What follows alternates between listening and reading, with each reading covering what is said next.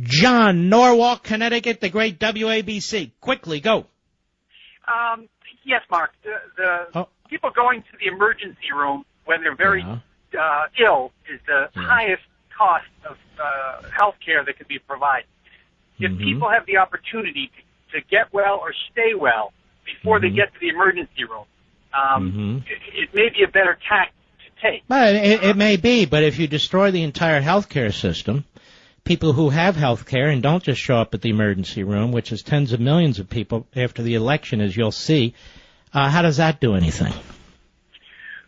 Well, I think we were on the slippery slope the other way, though. People were going to the emergency room. So in other words, you liberals are schizophrenic about this. It's federal law that requires emergency rooms to take all comers, including illegal aliens. You oppose that? No, I do oppose it. Oh, so you oppose it or support it?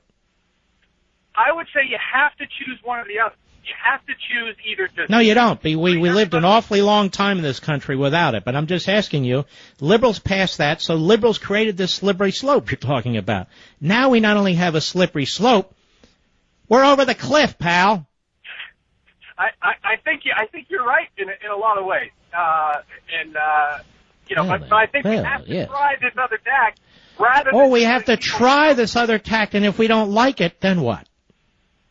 Well, we didn't like what we had before. All right, pal, 85 to 90% of Americans liked what we had before.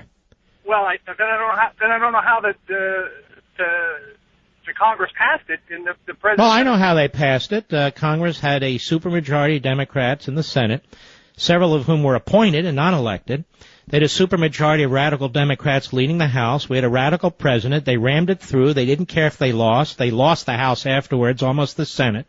That's how they did it. Weren't you here for all that? Well, you're still not hitting the point.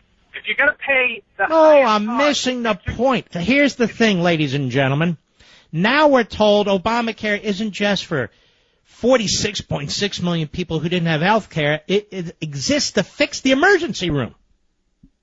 That's my point. I can't speak for that. I know. It's kind of a numbskull point. No offense. I say that with all due respect.